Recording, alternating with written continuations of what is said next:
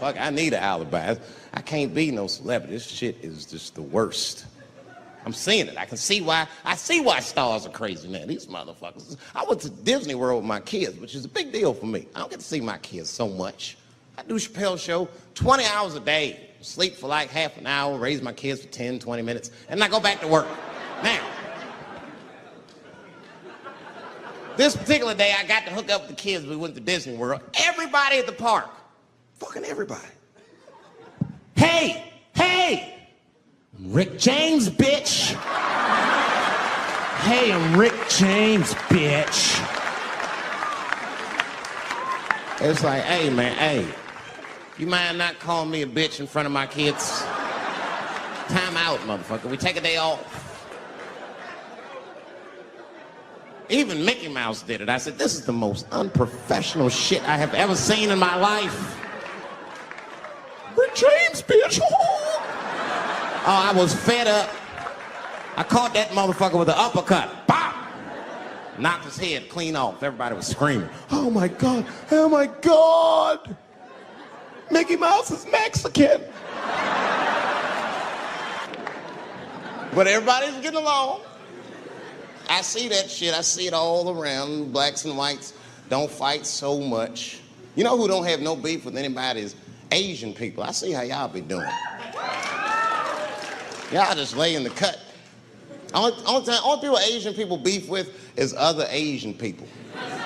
Like if you call a Korean guy Chinese, I've done this. They will flip out. Hey!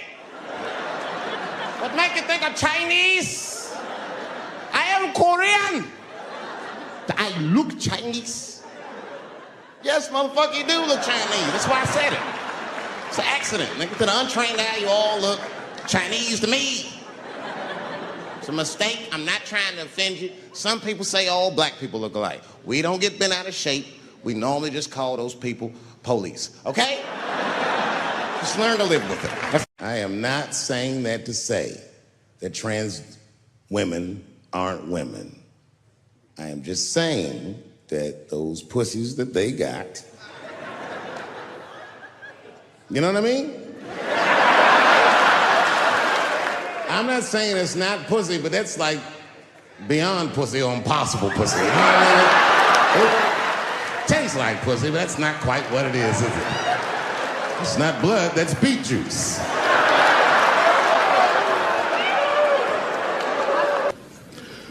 I started doing stand-up comedy when I was 14. I'll never forget the first time I was on stage. The guy that introduced me was a guy named J.T. Newton. I'm 47. I can close my eyes and remember the introduction like it was yesterday. It went like this. Ladies and gentlemen, this next young man coming to the stage is starting his comedy career tonight. Who knows? We may be witnessing the birth of a star. Please welcome Dave Chappelle.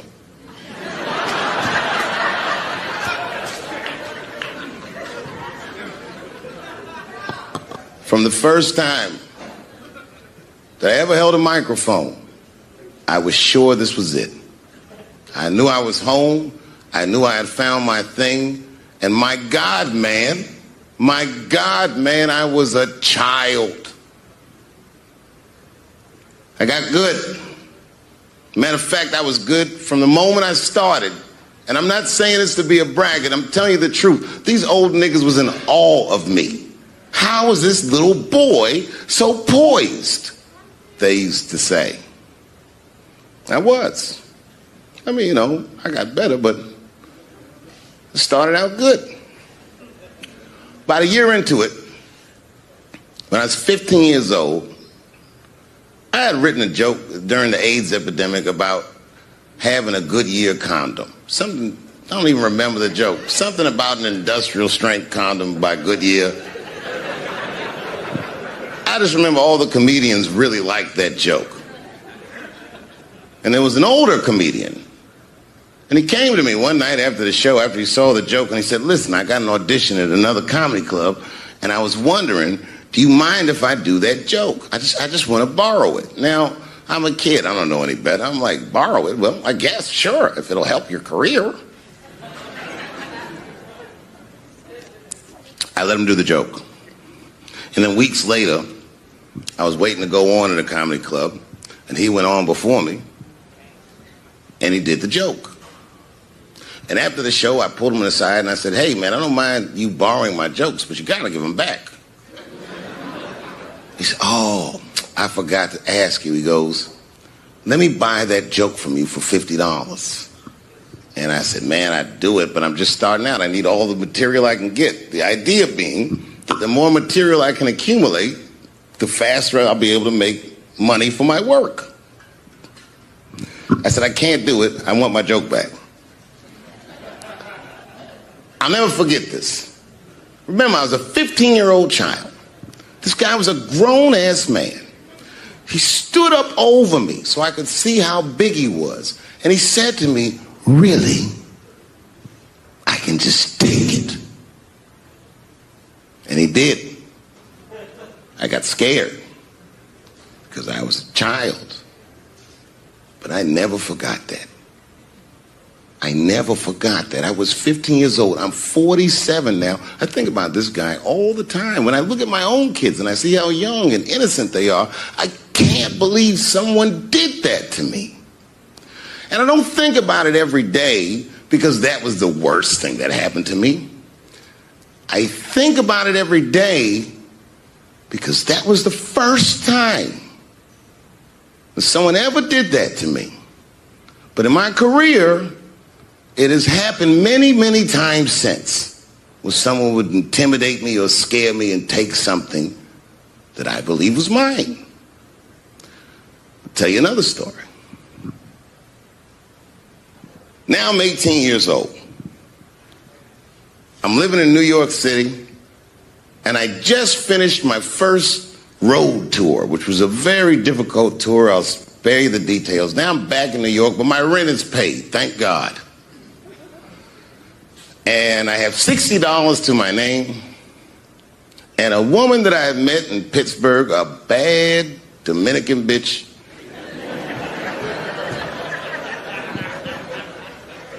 was coming to New York. She was going to spend the weekend with me. I couldn't wait for her to get there. She was coming that evening. But remember, I only had $60 for a whole weekend to entertain a bad bitch. Now I'm walking through Greenwich Village, and I see something I've never seen before. 3-card Monte. You know what that is?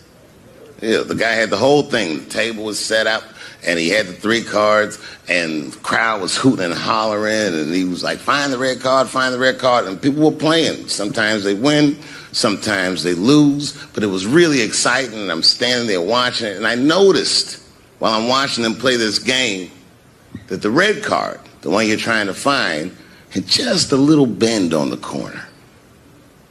And I'm watching it, and I'm like, yo, this guy doesn't seem to know that red card is bent. I'm gonna beat this motherfucker.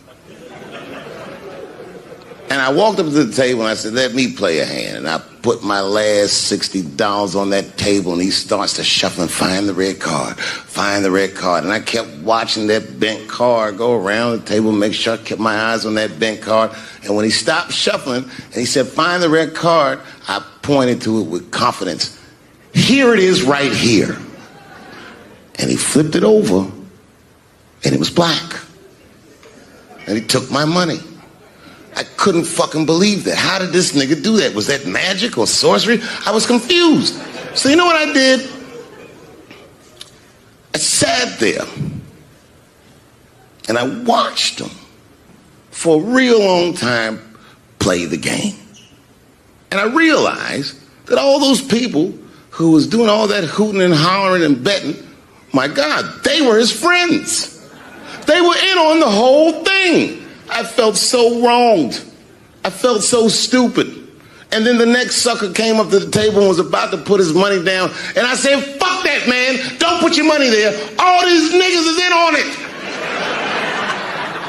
It's a trick. And when I said that, the guy that was dealing, and this motherfucker was huge, snatched me up by my collar.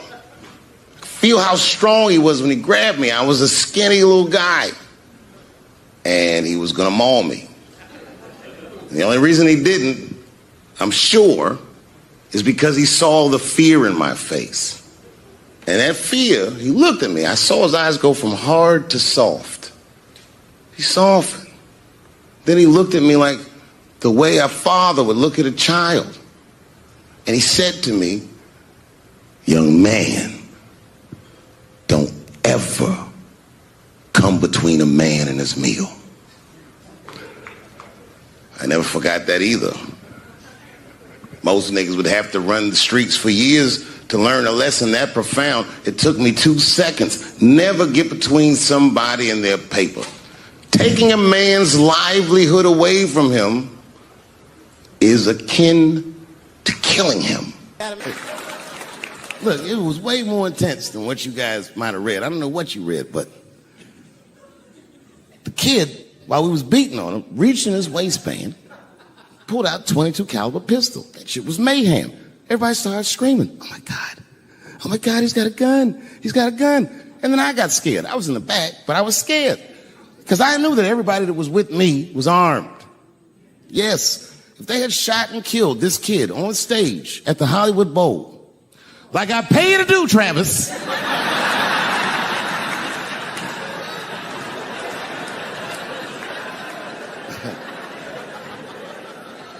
But Travis G'd up. Travis wrestled the gun out of the kid's hand, and then he took it like this and tried to chamber the round, and he couldn't. So he pulled the trigger, and it wasn't a gun. A knife blade popped out of the front. I guess this kid was gonna stab me. Some scary shit. So the next night, even though I didn't have a show, I said, I gotta get right back on stage. And I went and did a show. And someone in the audience screamed out, Dave, what happened with the attack? And I didn't know there was journalists in the room. All I said was that this nigga had a knife that identified as a gun. I got 6 more weeks of bad press for that joke. I didn't even do nothing to this nigga. That's not right. That was not right. And then the New York Post went to the jail and interviewed my attacker like he was some kind of hero. And I read that interview. It turns out the entire attack was my fault. Yes, I triggered him. I didn't mean to. I had done jokes about the homeless.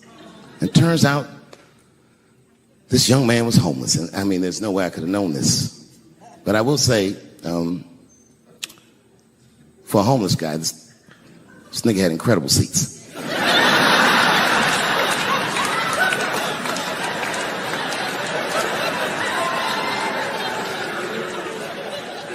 Oh, and they said I triggered him because I had done LBGTQ jokes, and it turns out this fellow was a bee.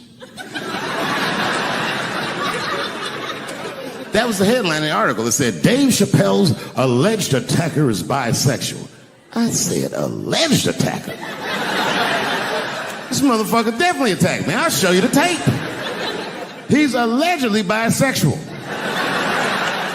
I'm gonna need to see him suck somebody's dick before I believe the rest of this article.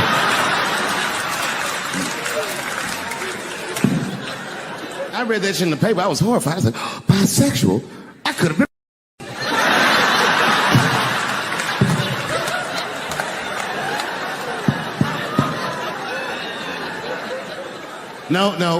No, you know what though? It's not funny because after all that madness ensued, I went to the hotel room.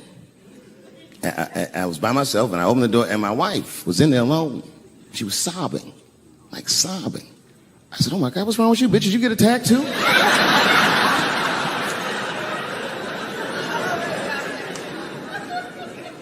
And she's crying, and she said, oh my God, David. She said, if you had died tonight, me and the kids would have nothing.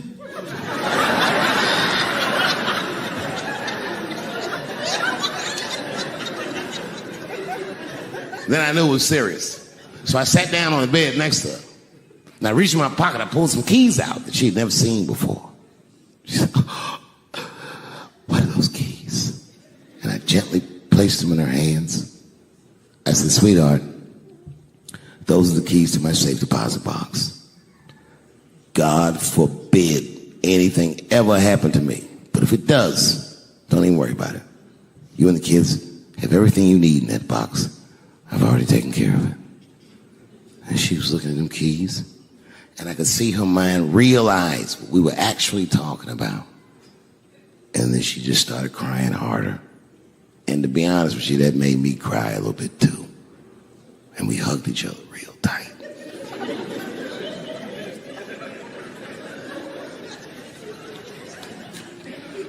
Do you know this bitch looked in the box while I'm alive and well? Who does that?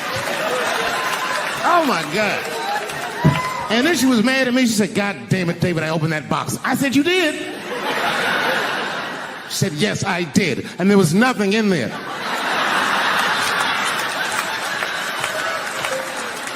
I said, nothing? Oh. She said, nothing except your stupid joke book. I said, whoosh. She said, well, sweetie, look. If you tell those jokes exactly how they're written, you and the kids should be fine. They're really good jokes.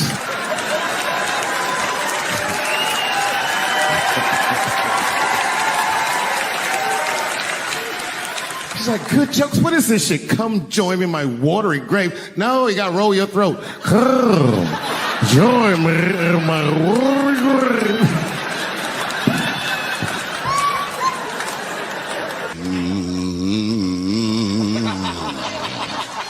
You know, that's just my grandmother used to sing that when she cleaning up. That's a Negro spiritual. Black work song. Not everybody know about that. I know. See, white people, you guys might whistle when you work.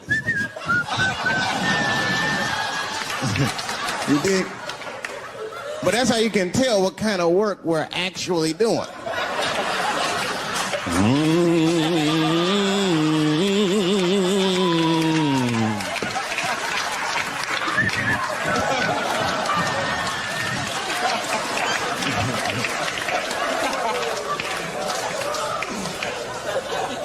I study that kind of I do. Anything that has to do with race. I read a little here, see a little there. And I travel. That's always good. Traveling has made me a racism connoisseur, if you will. You know, it's different from region to region. Anyone ever been down south? So you guys know what I'm talking about. Now, the racism down there is just... it's perfect. It's due to a perfection. It's comfortable. It's out in the open. There are no secrets in Mississippi. Everybody knows the deal. Morning, nigger. Morning, sir.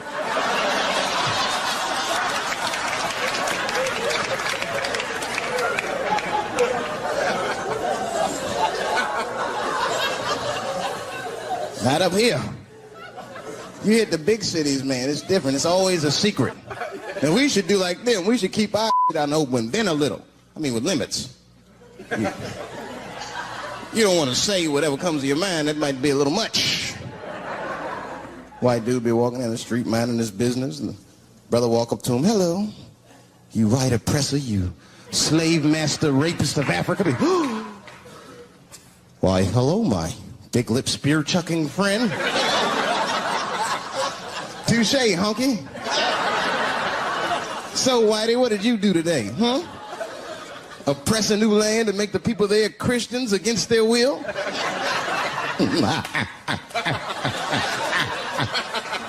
What did you do, fellow? Burn those big black lips on a crack pipe as you missed your job interview? Easy, Whitey, you're cutting deep. All this chit-chat has got me thirsty. If you will excuse me for a moment, I'm going to go to the Korean store and get something to drink. Chilling. Hello. You slanted-eyed, ruining the economy in our neighborhood by opening stores and taking the money out the community. Chink. Wow. Good afternoon, you Browse around but never buy anything. Suspicious looking nigga. After a while, that might be too much.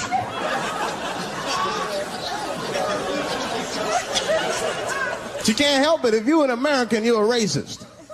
We brought up from the beginning to think in generalizations. We never look at the individual. We rarely look at the individual. I'm a racist. I know I'm a racist. You know how I know? The other day, I caught myself being racist against myself. There's so much going on, I got mixed up. Forgot whose team I was on.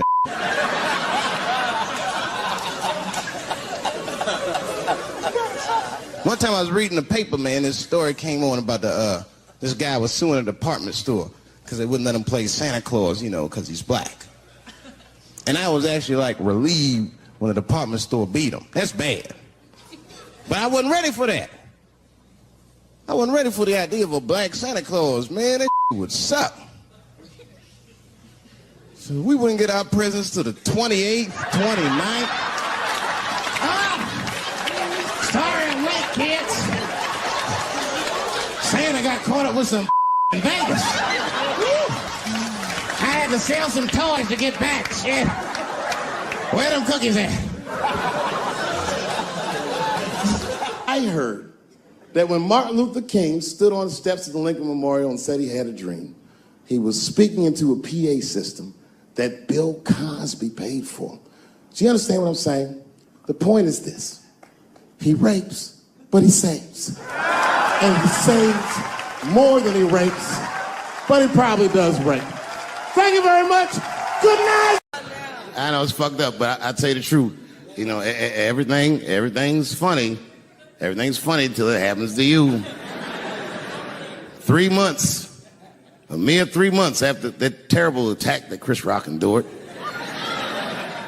I was on stage at the Hollywood Bowl, and a lunatic jumped out of the crowd and attacked me. Now, I gotta tell you, if it happens to you, you don't even know what the fuck is happening. It was like slow motion. I just looked over. I don't know this nigga. And I just looked and said, oh my God, I'm being attacked. And this motherfucker was ragged. He jumped at me. He was like, ah! I'm old, but I'm fast. I caught this motherfucker's head with my hand and pulled his hoodie over his eyes. I can still feel his head in my hand. It was spongy. He had been growing dreadlocks. Not the beautiful dreads that Rastafarians grow. These were accidental LA homeless dreads. This shit had leaves and sticks and bottle caps and shit in it. Some kind of grease. I was like, ugh, like this. And then I fell down. And he knocked me all the way on the ground. And I was like, man, this is a bad situation. I'm like, I don't know if I'm gonna die or what's gonna happen. But in that moment of vulnerability, you know what occurred to me that had never occurred to me before in my life? In that moment, it occurred to me that bodyguards should not wear dress shoes to work. Travis! This nigga Travis came out slipping and sliding on some kind of beautiful loafer and fell flat on his back. I said, oh my God. Now both of us are down. I gotta handle this shit myself. So I popped that back, boom. And then the kid that knocked me down, he popped out, boom, and we looked at each other and realized, at the same time, I was bigger than him. And that motherfucker took off running. And I started to chase him, and I said, fuck him. And I picked the microphone up. So I'm gonna finish this show now. That's right.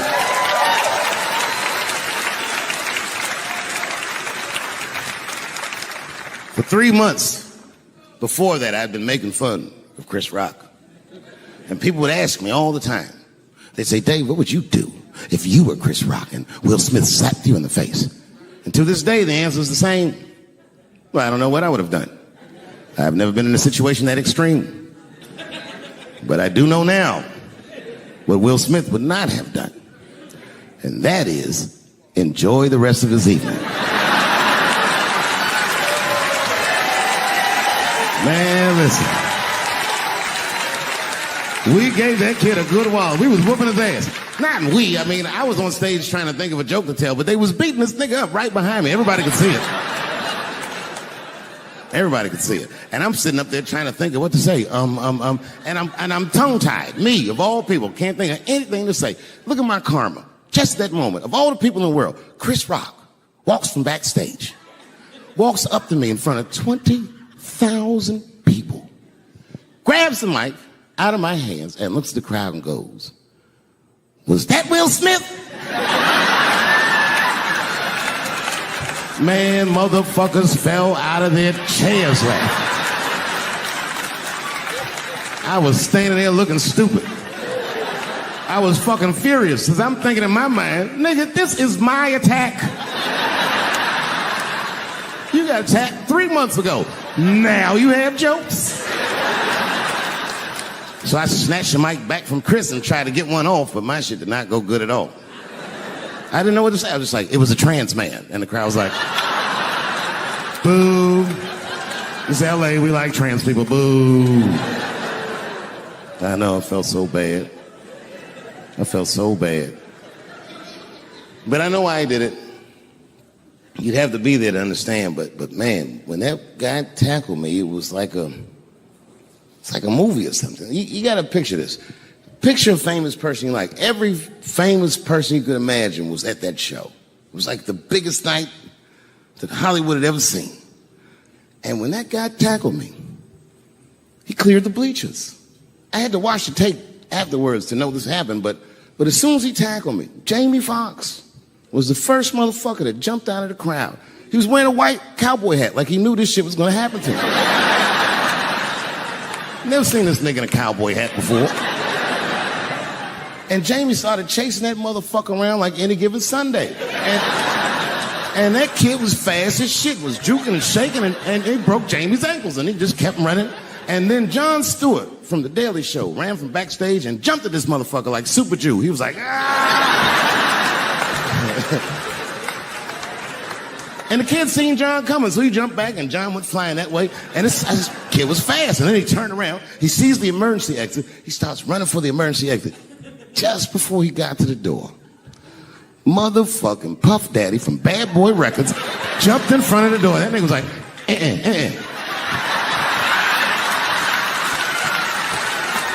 Boy, Puffy got that motherfucker. And then every celebrity just ran out because every celebrity saw themselves in me, and they just started beating the fuck out of that kid. And I know Chris was backstage looking like, nobody helped me.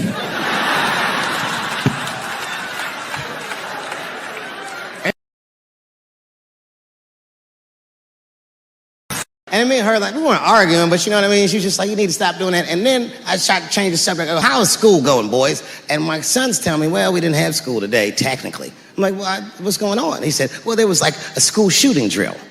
I never heard of this. You know what this is? They have drills that they make kids do where they practice what to do if somebody comes to shoot up their school. I'd never heard that before. I was like, what the fuck? Then I had to tell my sons the truth. I didn't want to tell them this shit. Son, listen to me. Fuck that drill. If somebody comes to your school and wants to shoot it up, I'm just gonna be honest with you. You probably gonna get shot, nigga. I'm just being real. You got a famous dad. I talk a lot of shit. They're gonna be gunning for you, little buddy. Just stay low and run in a zigzag pattern and don't try to save anybody, son. Do you understand me?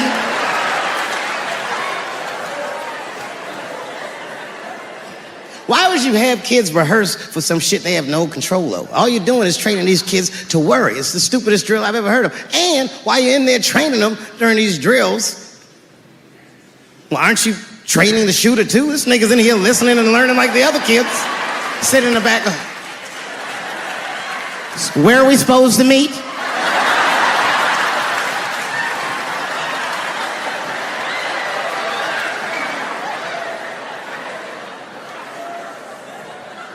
If you're a parent, this shit is terrifying. This shit is real scary. All the parents is looking at each other crazy. Because we know as parents that one of us is raising the shooter. Just don't know which one of us it is. All we know for sure is that if you're a white parent, the chances that it's you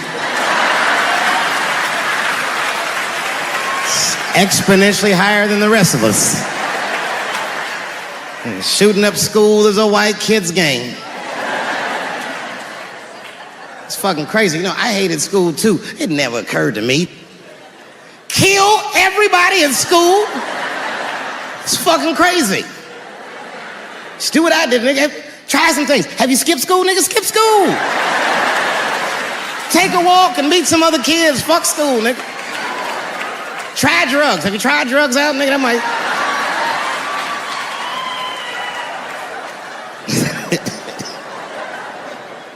Some scary shit. I've given this a lot of thought. I don't see any peaceful way to disarm America's whites.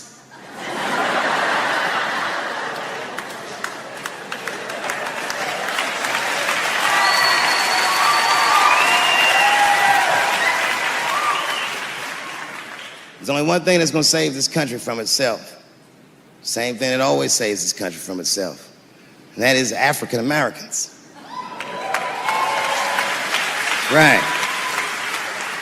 And I know the question that a lot of y'all have in your minds is, should we do it? Yeah, fuck yeah, we should do it. Listen, no matter what they say or how they make you feel, remember, this is your country too. It is incumbent upon us to save our country. And you know what we have to do. This is a fucking election year. We gotta be serious. Every able-bodied African American must register for a legal firearm.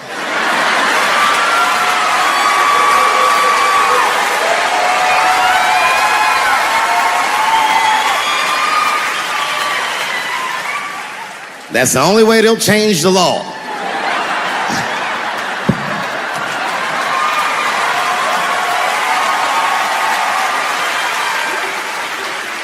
I hate guns, personally. I can't stand them. Yeah, but I have several. I don't want them, but I feel like I need them. Don't forget where I live. I live in Ohio. And anyone that knows anything about Ohio knows that even the word Ohio is an old Native American word. It means, literally, land of poor white people.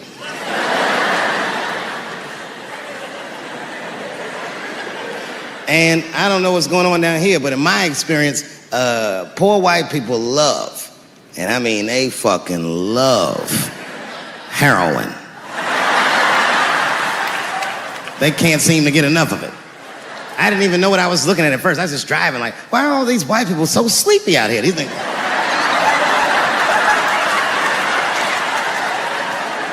It's really bad.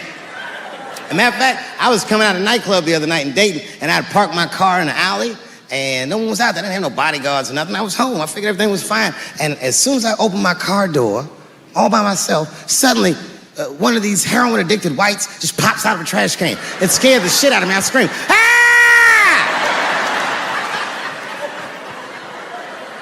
And then I realized it was a woman. She was fucked up. She's like, hey, man, relax, okay?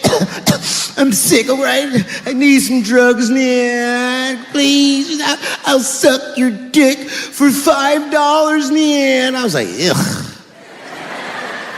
2.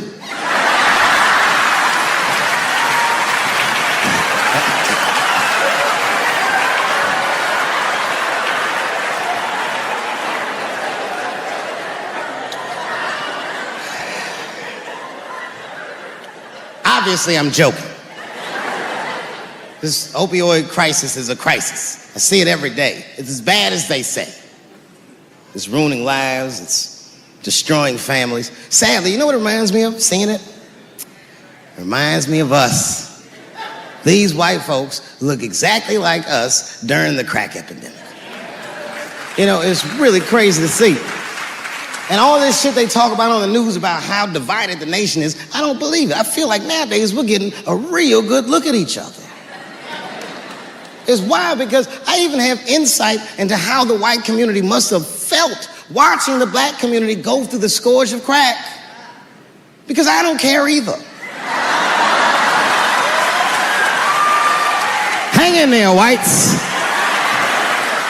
Just say no. What's so hard about that?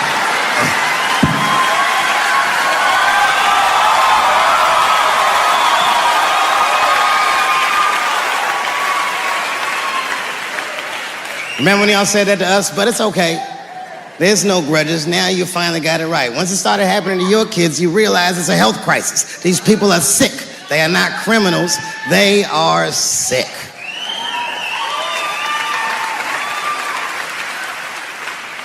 Be that as it may, I'm armed to the teeth. First gun I bought was a 12-gauge shotgun. I didn't want the gun. Remember, though, I'd moved to a farm, and I was sitting there on the porch, and I see a white dude walking across my property, entitled, like he's supposed to be there. He had a rifle over his shoulder, too. Ain't that a bitch? I said, what the fuck is this guy doing on my property? I was mad as shit, but I was unarmed. So I ended up just waving to this motherfucker like a bitch. I was just like...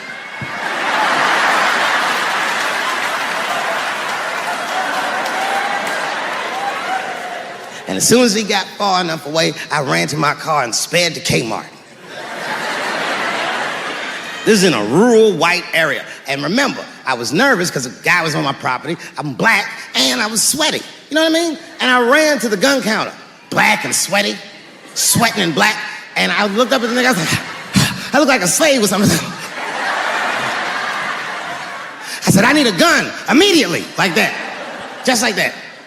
The guy didn't answer, no questions. He just grabbed a 12-gauge shotgun, handed it to me. I'd never even held a gun before. I'm not a dummy. I'm like, well, I need some bullets too. And the guy reached under the counter, put 2 box of shells on the counter. He said, all right, buddy, which box do you want? And I didn't know. One box had pictures of some ducks on it. The other box had a picture of some deer. I said, well, what's that box with them ducks? He said, oh, that there's birdshot. And then he goes just like this, I'm not exaggerating, he goes, that won't kill a man.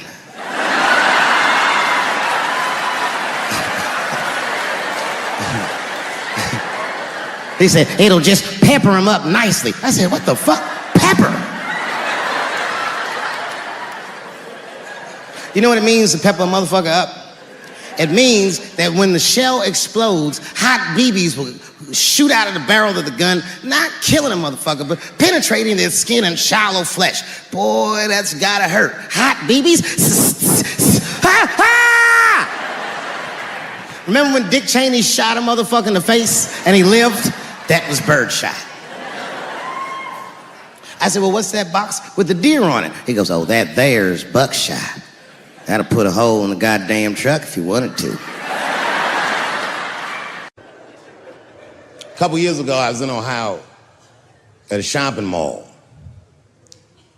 An old white lady, this is true, she was following me around the mall, which sounds paranoid, but I'm sure she was following me. Mean lady, too. You ever see a woman with lines on her face that just tell you, like, even if she smiled, it looked like it would hurt? The muscles in her face.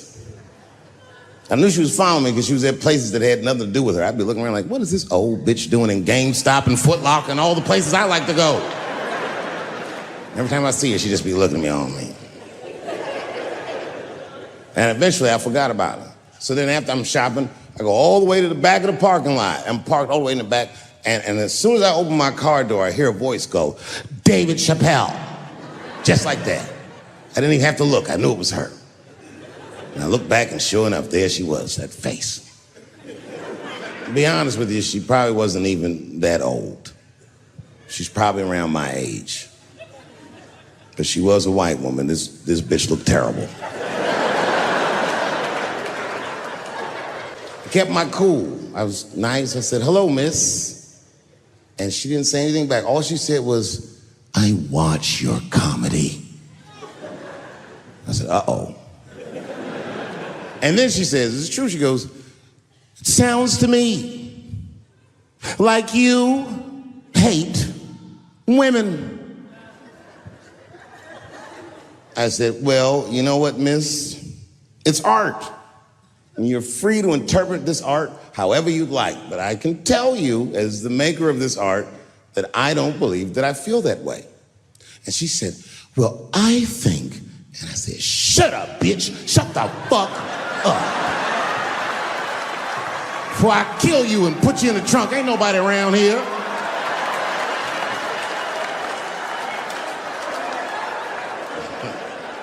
I'm just kidding, I didn't say that. I felt that way, but that's not what I said. I was more clever than that. You know what I said? And this is exactly what I said. I said, Miss, before you finish that statement, let me ask you a question. Where'd you see me? Did you buy a ticket to a concert I did? I doubt that. Or maybe you watched one of my specials on Netflix. Or did I follow you to your car and do my act?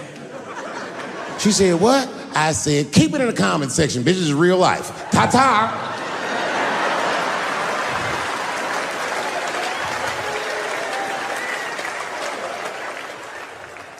And then I drove off. You can see it. You ever have this happen? This is how confusing it is. This is the practical application of what I'm talking about. Like a guy be out, it's happening to a lot of guys. You be out at a club, bar, right? You're just kicking with your boys, and a girl walks by, and man, she looks good. She looks good. Not good in that classical way. I mean, you know, I'm talking good like she got half her ass hanging out her skirt.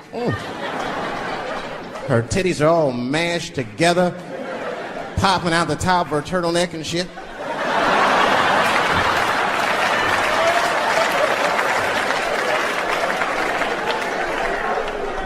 And you with your buddies, right? You with your buddies, you got a couple drinks in you, and you see a girl like this, you might try to talk to her. This might not come out right. I don't know what you say, but damn, look at them titties! Right? The girl gets mad and says, wait a minute. Just because I'm dressed this way does not make me a whore. Which is true. Gentlemen, that is true. Just because they dress a certain way doesn't mean they are a certain way. Don't ever forget it. But ladies, you must understand that that is fucking confusing. Just is. Now that would be like me, Dave Chappelle the comedian, walking around the streets in a cop uniform. Somebody might run up on me. Oh, thank God. Officer, help us. Come on, they're over here. Help us. I'm like, oh. Just because I'm dressed this way does not make me a police officer. You understand what I'm saying? It's like, all right, lady, fine. You are not a whore. But you are wearing a whore's uniform, I'll tell you that shit right now. Another time, about 6 years ago, there was a lesbian woman that tried to sell a story about me to TMZ. Thank goodness TMZ could see right through the sham of that story. This woman claimed that I beat her up in a nightclub because she was a lesbian. That is fucking crazy. Bitch, I didn't even know you was a woman.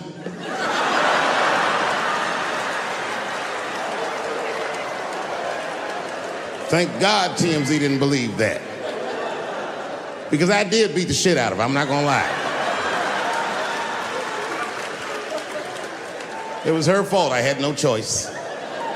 I came in the club minding my own business, and a woman came up to me, she goes, oh my God, Dave Chappelle. And I was just being reciprocally nice. Hey, miss, how are you, blah, blah, blah. Benign talk, nothing to it. And all of a sudden, this lesbian fellow stepped between us. Hey, nigga, that's my girl. I said, yo, my man, back up, like that. She said, I ain't backing up off shit, nigga, that's my girl. I said, bro, you're gonna have to give me 3 feet like this. She said, stop calling me a man, motherfucker. I'm a woman. I said, what?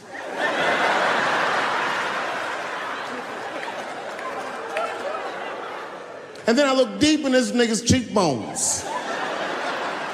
I said, oh my God, you are a woman.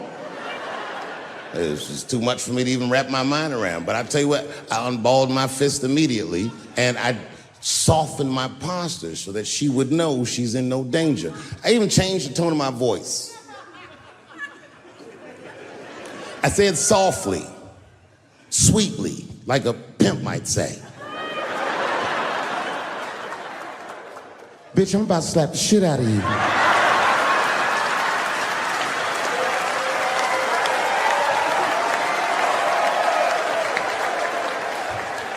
I should have done it. Oh, I wish I didn't say that. She dropped that foot back. Boop. She was in a perfect southpaw stance. Her shoulders were angled correctly. Her head movement was good. I said, oh no! This bitch boxes for real. She threw a wild hook at me and I saw it coming from yesterday, so I slipped it like this. I had no choice. I had to go to work. I let that jab go. You should have seen me go, nigga. I tenderized them titties like chicken cutlets.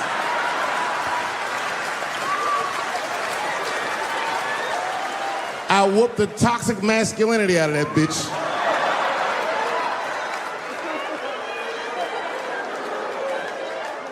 I'm sorry, ladies. I got a fucking Me Too headache. Y'all is killing me right now. It's really fucking tough to watch what's going on. You know, ladies, I said it in my last special, and I got in a lot of trouble for this. I told you were right. But the way you're going about it is not going to work. But I'm biased. I said it. Louis C.K. was a very good friend of mine before he died in that terrible masturbation accident. And it was his room. You read the story. He was masturbating in his own room. That's where he's supposed to masturbate. And then he said, hey, everybody, I'm gonna pull my dick out. Nobody ran for the door or nothing like that. They all just kind of hung out like, I wonder if this guy's serious. And he came on his own stomach. There it is. What is the threat? Have any women ever seen a guy that just came on his own stomach? This is the least threatening motherfucker the earth has ever seen. All you see is shame in their face and cum dripping down like pancake butter.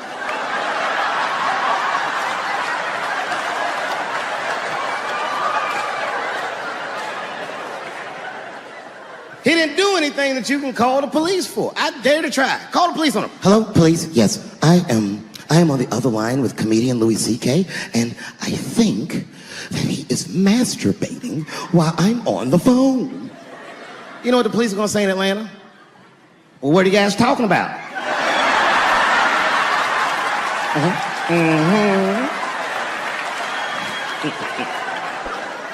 Caitlyn Jenner, whom I've met, wonderful person. Caitlyn Jenner was voted Woman of the Year. Her first year as a woman. Ain't that something? Beat every bitch in Detroit, she's better than all of you. Never even had a period. Ain't that something? Oh, I'd be mad as shit if I was a woman. I'd be mad if I was me. If I was in a BET Awards sitting there and they're like, and the winner for Nigger of the Year, Eminem, my man. The only thing in our society that bothers me the most is the way that men and women don't get along no more. That's really what's bugging me about it. Men and women just don't get along. Like, I hear women say this all the time. I know a lot of you sisters be like, chivalry is dead. Don't you? Don't y'all feel that way? Like men aren't gentlemen anymore? That's right. Chivalry is dead. And women killed it.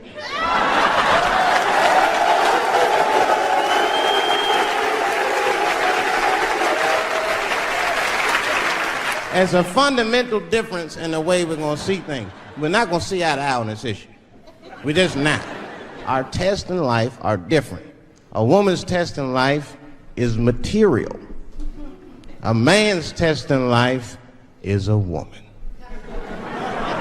Now, by test, I mean that those are the things that we desire. Men have nice cars. Not because they like nice cars, because they know women like nice cars. That's how it goes. Because men are hunters, and the car is the bait. And a woman comes and says, ooh, nice Porsche. Gotcha, bitch. That's how it is. That's true. Come on now, you go to a woman's house, her house be comfortable as shit. Women love comfortable surroundings, so men get comfortable surroundings. Let me tell you something. If a man could fuck a woman in a cardboard box, he wouldn't buy a house. But that's still not where chivalry got killed. Chivalry got killed by the feminist movement on the magazines that got women going crazy, because women got too much advice about men from other women. And they don't know what the fuck they're talking about.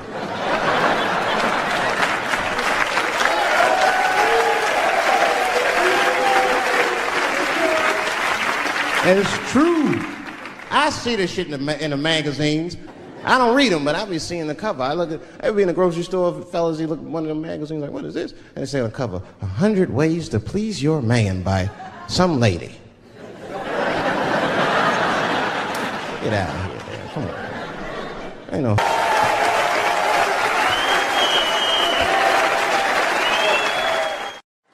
Well, I have some very bad news for the people in the front rows. I heard that some of you paid as much as $800 for your tickets. Sadly, I did this same show a couple weeks ago in Atlanta for $60 a head. Can you imagine? Nigga, you could have flown to Atlanta, got a hotel, had some dinner, and came back, and you still have a little money left over, niggas. Paid way too much just to see me in this gay-ass neighborhood. All right, let me roll up my sleeves and tell these pussy jokes. Will told me to say there hasn't been this many pussy references in this room since Cats was here. Boy, I gotta tell you, man, I've been doing this set all week, and boy, I've been telling these jokes, and sometimes niggas look like they're in actual pain over the jokes. None of it's that bad to me, but I understand why it could hurt some people's feelings. So tonight,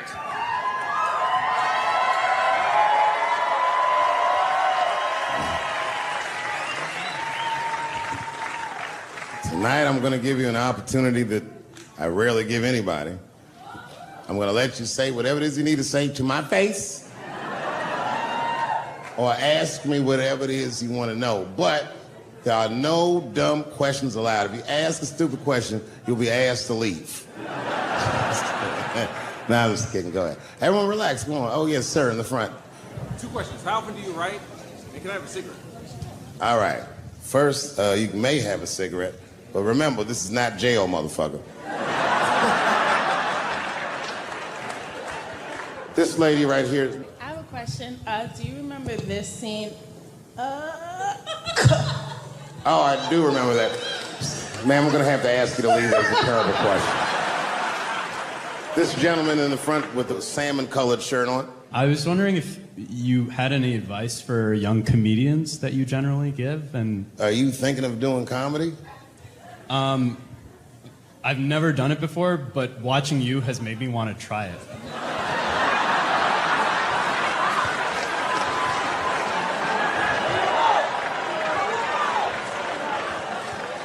I don't know if that's an insult or not.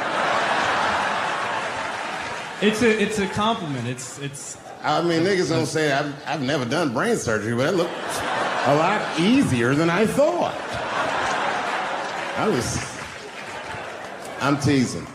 All right, here'll be my advice. Okay, I don't know how comedians start nowadays, right? But what I would suggest is just start. And once you start, you can't really stop, no matter what happens, no matter how bad it gets, no matter what people say. You know what I mean? Because comedy is weird like that. You know why I hate watching other comedians do comedy? Not because I hate other comedians, but because I love comedy so much. It's like watching somebody else fuck your girl. And I say, fuck her better than that.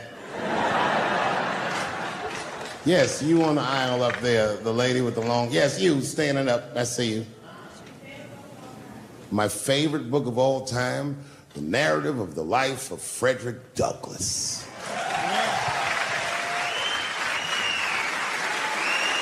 That guy with the baseball hat. Marry, fuck, kill, Michelle, Rihanna, Oprah. Wait, who's Michelle? Oh, Obama. Well, sir, you're putting me in quite a pickle. I can't say I'll fuck Michelle Obama. That's insane. Well, I guess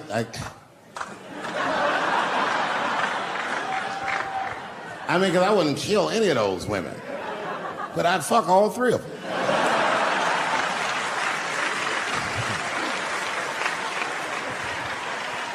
The gentleman in the blue Oxford standing up. Tell us a story with Charlie Murphy. Tell a story about Charlie Murphy? Or your favorite. Boy, there's so many good Charlie Murphys. You know, the thing with Charlie Murphy is he used to just make us laugh all the time. And I used to ask him about all the old Hollywood shit I was curious about. Like when they used to accuse Michael Jackson, I remember asking once, I go, Charlie, do you think Michael Jackson actually did those things? And he said, let me ask you a question, Dave. He said, say it is illegal to fuck women. How long are you staying out of jail? So God bless Charlie Murphy, wherever you are. Charlie, I love you. Who do you think is going to win the 2020 election? All right, I'm going to put a pin in this, but I'll tell you right now, fella, I don't know, but I think Trump has a better shot than a lot of people would like to think. I'm just saying, it all depends on how the left talks. The way we're talking is not going to win the fucking ball game. Donald Trump's over there on the right, grabbing handfuls of pussy. Joe Biden can't even smell hair over here. Fuck this side. All right, man, go ahead. Thank you so much for this show. And how old are you? 25. 25? Yeah. Boy, don't let R. Kelly see you. He's gonna pee on you by accident. Oh, my bad. I thought she was 15. Yuck. I'm totally joking. I'm sorry. My question is there anything you've learned from another comedian that you feel like will stay with you for life? I tell you what, miss, that's a good question. Yes, is the short answer. A longer version of it is this. I was raised by comedians. I started doing stand-up when I was 14. The other day, I went to a comedian's funeral, and I realized as we was putting this motherfucker in the ground that these people are at least as influential to me as my family. I rock with these niggas till the wheel falls off. We fight and we fuss and we are jealous of each other and we get mad at each other, but my life wouldn't have been what it was without each and every one of them, and I consider them my family. That's the answer. Still hadn't figured out exactly how to say what I wanted to say, but I was doing pretty good. And I was doing some Me Too jokes, and a woman stood up from the audience and she was crying. Clearly, it was a white woman. She says to me, you can't say that. It's 200 seat room, it's a very small room. I'm like, what the fuck are you, like, miss, are you okay? What are you doing? She says, you can't say that. I said, yes, I can, it's my show. I'll say whatever the fuck I want. I was like, ooh, like this. And then she gets up from the table and she starts making a big, like, show, just pushing through the aisles and all this stuff. And there's like a curtain right before the front door. And she gets to the curtain and she's crying. It's fucking crazy. She says, I'm sorry I was raped. It's a fucking comedy club. It's like loud farting getting out of an elevator. Nothing funny can happen in here. Now I'm trapped in a room with this woman's fucking stink.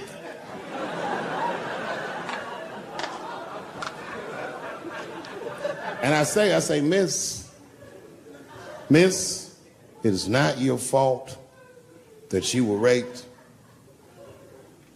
but it's not mine either. Ta-ta, bitch, like this. She storms out. Now the room is very uncomfortable, but I managed to get the crowd back, but I'm like, a little traumatized. Same show, there's a trans woman sitting in the audience. This is a true story. This was like a few weeks ago. I did 6 shows that weekend. This trans woman came to 4 of them. Calls herself Daphne. Man, this chick Daphne was in there cracking the fuck up at everything I said about everybody. It was amazing. She was laughing, and it was fun to watch her laugh. You could tell she was letting go with something that was heavy, and she'd throw her head back, and she'd smile with all her teeth. She was having a great time. And the more fun she had, I felt bad, because I knew I had some trans jokes to unload. And I thought to myself, maybe I shouldn't say these jokes, because I don't want to, fuck her evening up. She's having so much fun. But then I thought to myself, well, if I can't say it in front of her, should I say this shit at all? So I let her rip. And to my surprise, Daphne laughed harder at the trans jokes than anybody in the room. In fact, everybody in the room would look at her to make sure it was okay. And I got off stage, I was in the dressing room, I was like, man, this is a fucking weird show. I'm sitting in the dressing room by myself just trying to figure out, like, what the fuck just happened out there? Like, why is it that this one woman can't take any of these jokes and Daphne can take all of these jokes? So weird. And then I realized, Daphne used to be a man.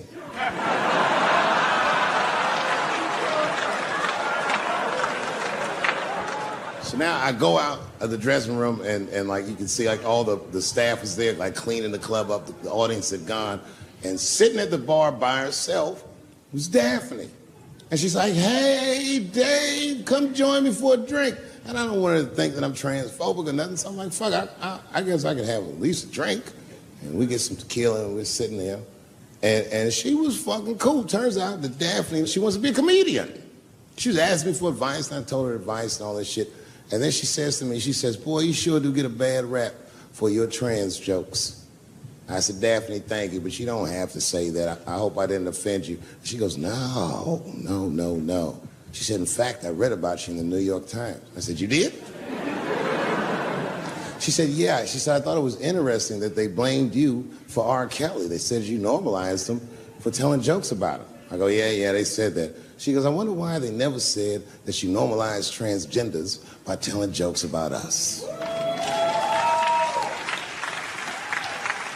And I'd never thought about that. It never occurred to me. And we started making out. And then, like, I reached up just to see what it felt like. I was like, what? And it felt like pussy, didn't it? It was just like, go ahead, ask me a question. What the fuck you gonna do if Trump get reelected? What am I gonna do if Trump get reelected? Probably get a significant tax break.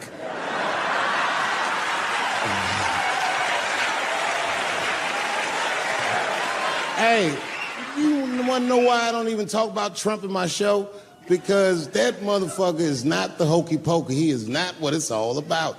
There's millions of people that put him in power, and the ideas that he puts forth are not his own. He's singing poor white people's greatest hits. So why the fuck would I worry about him and not the other millions? I really know who I'm gonna vote for next time if things keep going the way it's going is that gay dude. No, Mike Pence. It's a safe place where I could tell some jokes. And I find out that this comedian I know, Chris Tucker, who's in all those Rush Hour movies, I find out that Chris is in San Francisco too at some charity event. So I call him, I'm like, yo, I just saw you at some charity event. I said, I'm doing a show at the Punchline, why don't you come by the club after your event? He's like, cool, Dave, I thought you was dead, nigga, I'll come by. He says, is it okay if I bring some friends? Because, you know, I'm with a lot of people. I go, man, you Chris Tucker. You can bring whoever the fuck you want. And then I show up to the club late that night. I walk into the dressing room, and sitting in the dressing room is Gavin Newsom, who at the time was the mayor of San Francisco, but now he's the governor of California. And sitting next to him was Kamala Harris, who at the time was the DA of San Francisco. Now she's the senator from California that's front-running on the Democratic ticket. And sitting next to her was Al Gore. It's fucking weird. And sitting next to Al Gore was the guys from Google, Sergey, and I don't know how to say these. All right. And it was Chris Tucker and Ben Jealous, who at the time was the president of the NAACP, who was all just at this big charity dinner, and Paul Mooney was drinking scotch.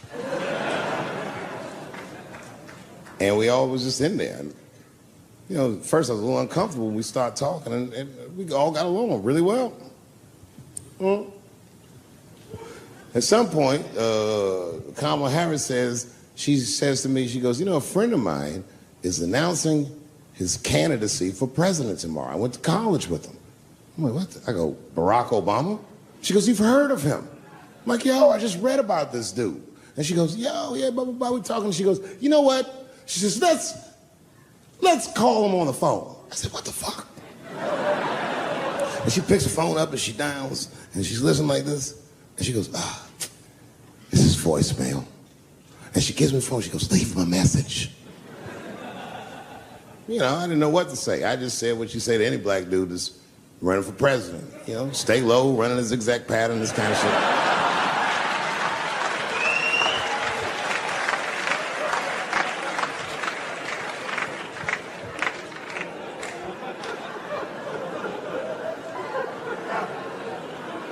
And then the last thing I say is, you know what? I said, sir, I really do believe you can do this. Like, man, I'm wishing you luck.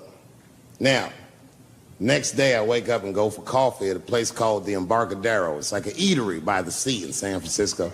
And I'm walking to the coffee shop and there's a police line and I can't cross the tape. But then I figure, fuck it, I'm Dave Chappelle, so I go into the thing like this. And the police yoke me. These motherfuckers like tackle me immediately. And I see over the police's shoulder Gavin Newsom. I couldn't remember his name, but I remember the night before I had kept teasing him and saying he looked like Christian Bale, the guy from the Batman movies. So I see him and I can't remember the name, so I'm just like, Batman, help!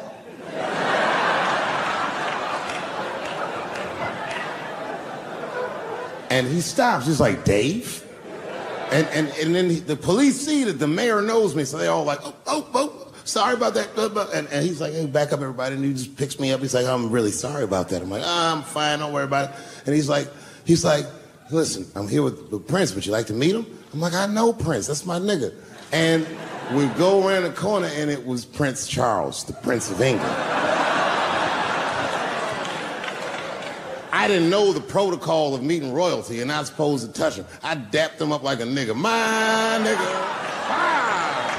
Just hugging him and shit like this, dapping him up, like this. And that nigga was cool too. I was like, that's really fucking weird.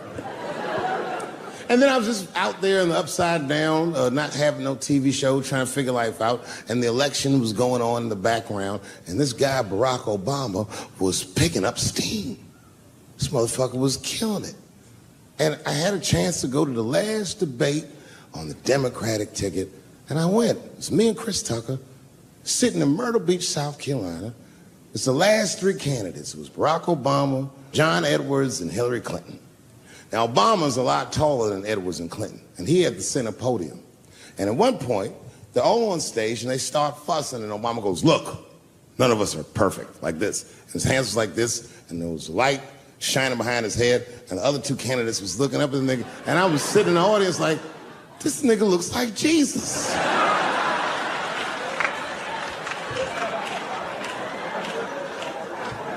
And I realized in that moment that I was looking at the next president of the United States. I was certain of it. I couldn't explain it, but I knew what I was seeing. And I got really excited. And I'm not that kind of guy. I said, I gotta meet this motherfucker. So I stayed.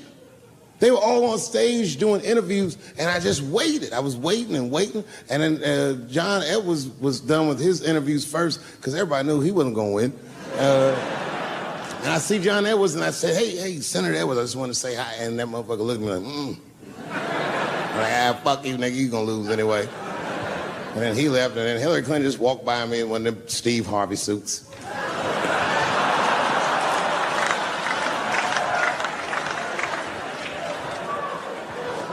But Obama was taking forever. Everybody wanted to talk to him. When I knew the media saw exactly what I saw, there was no question about it. That was the guy. I waited and I waited, and finally, it must have been over an hour and a half, he finishes his last interview. He's like, well, thank you very much. Good talking to you. And he turns around, and we make eye contact. He sees me, and when he sees me, he looks over, he goes, Dave Chappelle. And Obama did me the same way I did Prince Charles. He dapped me up, and he like bro hugged me, and he pulled me in, and I'll never forget this. He said in my ear, I got your message. Thank you very much, New York. The second time I met O.J. Simpson.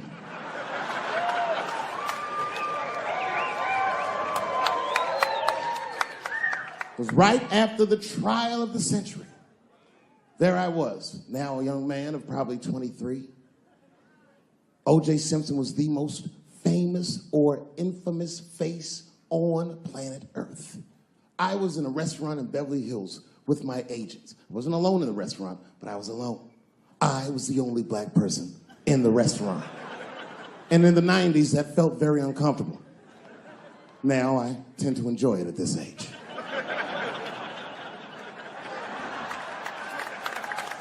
I was having dinner with my agents, celebrating a deal that they told me was lucrative, but I later learned fucking sucked. And suddenly, a group of women walked by. Every race was in that group. Black, white, Asian, Latina, white, and white again. They were all gorgeous. I watched them walk by. Then, I saw a familiar face. Al Collins, the man from the infamous Bronco chase, towards the door. Couldn't believe what I saw. And then, close behind him, was O.J. Simpson, newly released from jail. The restaurant fell still. I was shocked. I didn't mean to say it out loud, but it just came out. O.J. He stopped, turned around to see who said it, saw my black face, and correctly assumed it was me.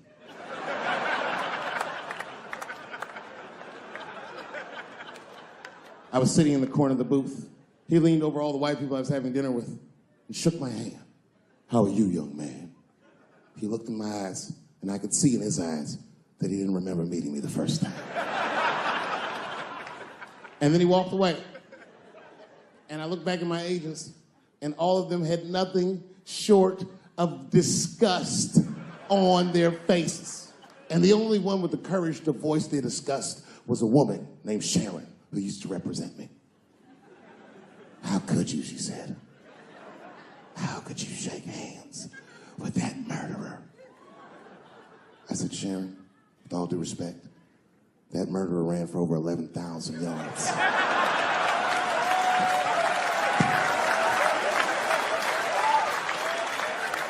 And the glove didn't fit. Glove didn't fit. Get over yourself. Some people can't do that. Some people just can't get over themselves. Gay people have a hard time doing that recently. Here we go. Here comes the deep water. No, recently I've noticed that. I noticed that with that Manny Pacquiao controversy. Yeah, no, it was now in the gay community's defense, Manny Pacquiao said some outlandish shit about gay people. Very, very not nice things that I won't repeat, but there was biblical verses and some analogies to animals. Wasn't a good look. Nike took his shoes immediately, which I thought was a little harsh. A little harsh. You know what I mean? Because he's, just because he's Asian. You know what I mean? Fuck, you gonna take shoes off Asian dude to appease a gay dude. You know what I mean? No? You don't know what I mean. But Asian people kind of know what I mean. No? No Asians in the front? No?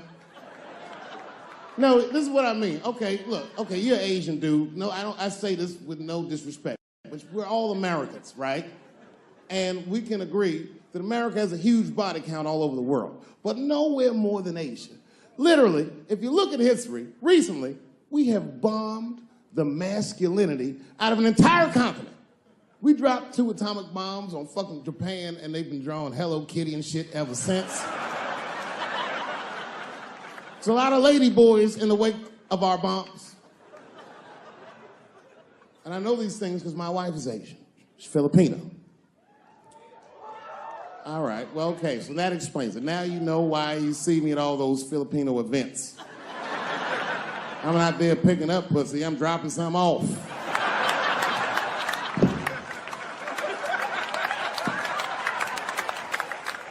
I take my wife to all that shit. I took my wife to see Pacquiao fight Mayweather. We sat ringside, okay?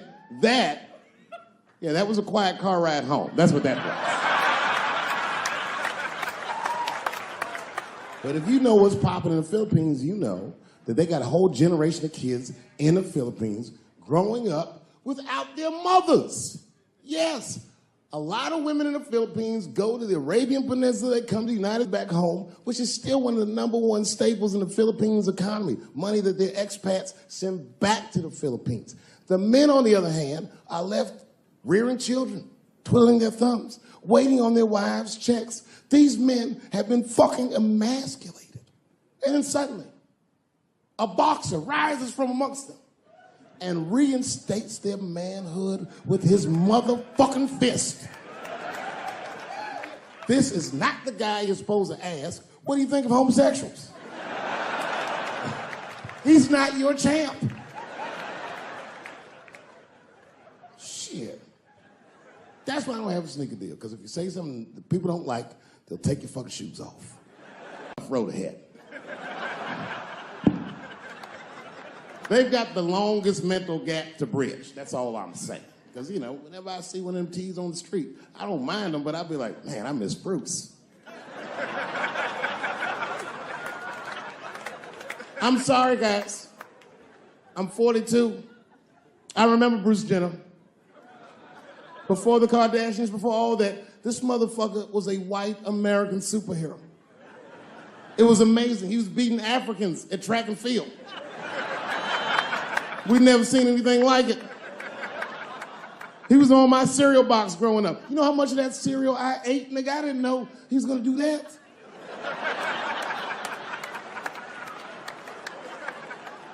I knew before you guys knew. I heard things on the street in Hollywood. You know, you just be out, see people. Hey, what's up, Kanye? Why the long face? Nigga, you'll see. I got 2 mother-in-laws now. And when I heard he was gonna do it, I was scared. I didn't think the public was ready. I didn't think the media was ready. And you know what? I was wrong. Never seen anything like it. Welcome to the world, Caitlin. So long, Bruce. Hello. Somebody called me a nigga in traffic last Wednesday. It's so long, it takes a minute.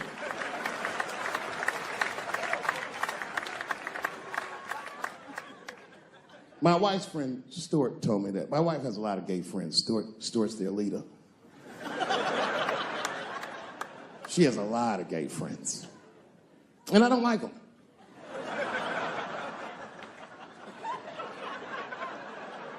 Not because they're gay, I'm just judging them on the merits of their character. They're just not nice dudes. They're fucking rude house guests. They're sitting on my couch, giggling with my wife, eating my motherfucking macaroons.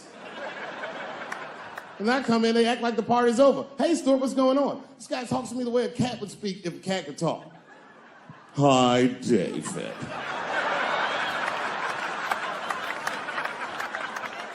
Stuart, what's all the beef, man? What's going... He always wants to have some kind of gay political argument. The last one was about a petition in federal court to take the words husband and wife out of the law. I said, well, why would you want those words out the law? He said, because it discriminates against same-sex couples. I was like, niggas, please save me the semantics. Just trust me, take your chips and get the fuck out of the casino. You're about to side, talk that over amongst yourselves, and whichever one of you is gayer, that's the wife.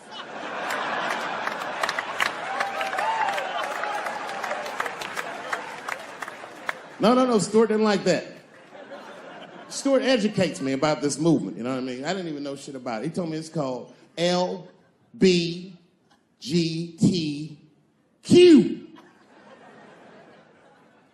I was like, what the fuck is the Q? Does that even make sense, Q? Turns out Q is like the vowels. That shit is sometimes Y. It's for gay dudes that don't really know they're gay. You know what I mean? Like prison fags who are like, well, I'm not gay, nigga. I'm just sucking these dicks to pass the time. I'm not G, I'm Q. Ugh.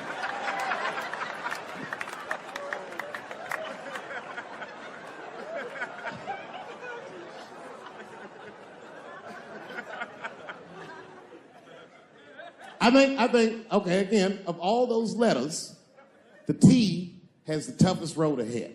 In fact, I think the T should stand for tough. If Martin Luther King had a sneaker deal, we'd still be on the back of the bus. They always true. The Nike exec come up. Hi, Martin.